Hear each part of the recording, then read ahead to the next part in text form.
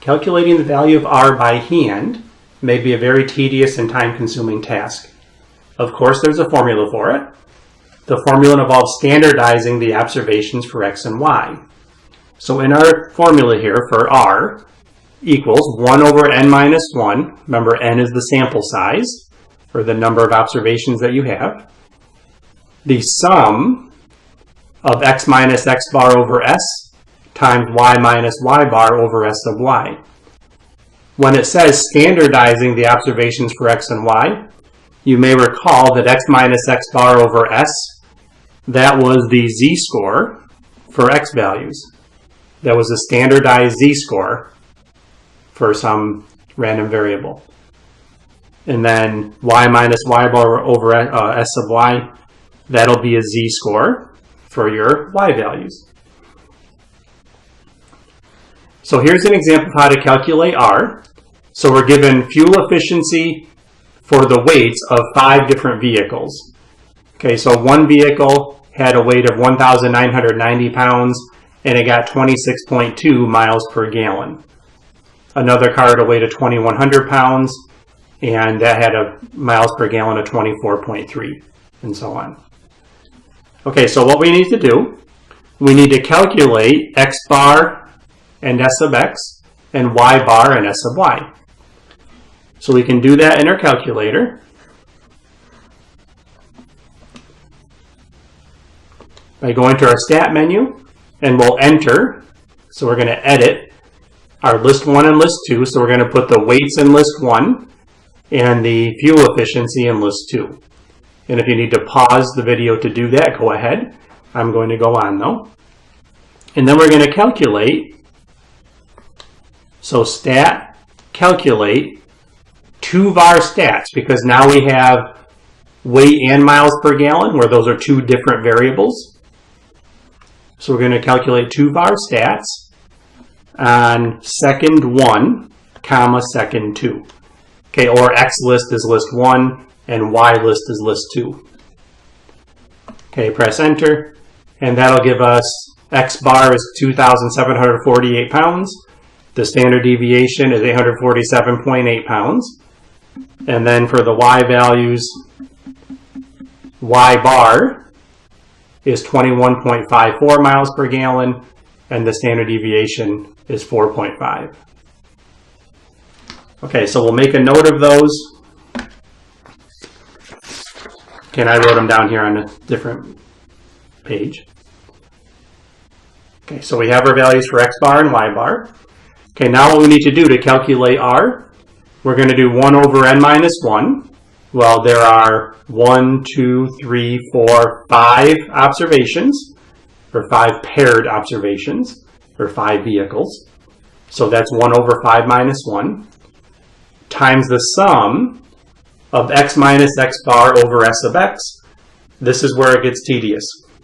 Our first x value is 1,990, so we need to do 1,990 minus 2,748 over 847.8 times the standardized y values, which will be 26.2,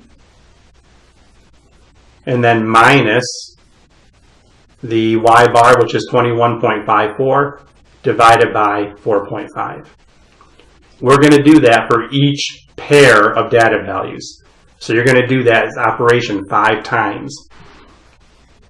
Okay, so I'm going to show you what that looks like when you do that. And again, it looks like it's really crazy, but it's a very straightforward process of what we're doing.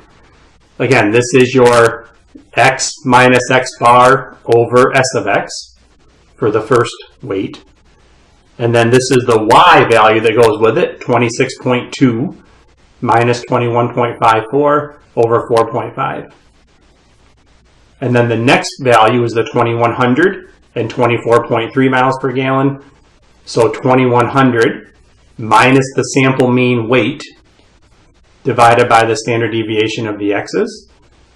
And then you multiply that by the gas mileage that goes with it, the 24.3, minus the sample mean for the gas mileages, 21.54, divided by the standard deviation, 4.5.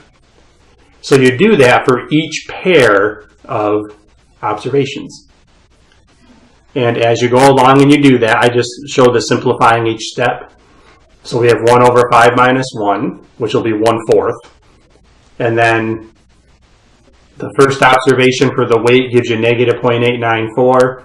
And that first observation standardized value for the Z, the gas mileage, 1.04. You'll multiply those two together, and that'll give you negative 0.93. And then the next pair of data values gives you negative 0.764 and 0.613. Multiply those to get negative 0.468. So again, even though it looks really crazy what we're doing, it's a fairly straightforward process. It just looks worse than it is. So when you go through, when you actually do all that arithmetic, and again, pause the video if you need to, you end up with an R value of approximately negative 0.993. Now what is really weird when you look at this is that doing all these calculations, remember that you're going to get an R value between -1 and +1.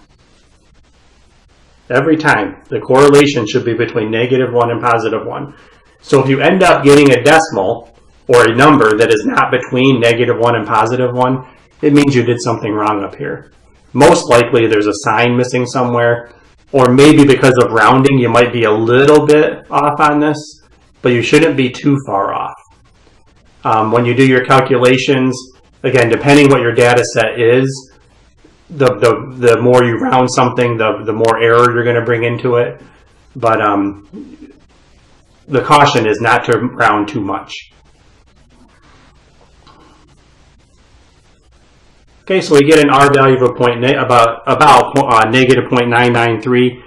Now, if we were to do the regression on our calculator, so stat calculate the ln reg, A plus BX.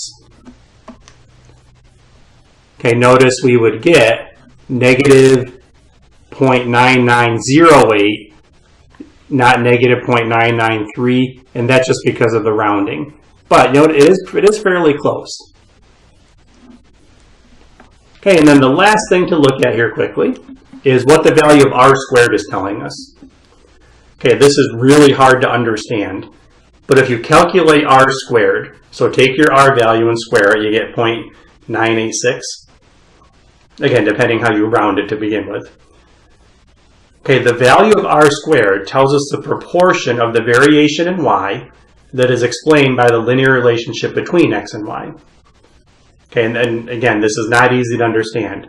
But what we're basically saying is about 98.6% of the variation in the miles per gallon is explained by that relationship between weight and gas mileage.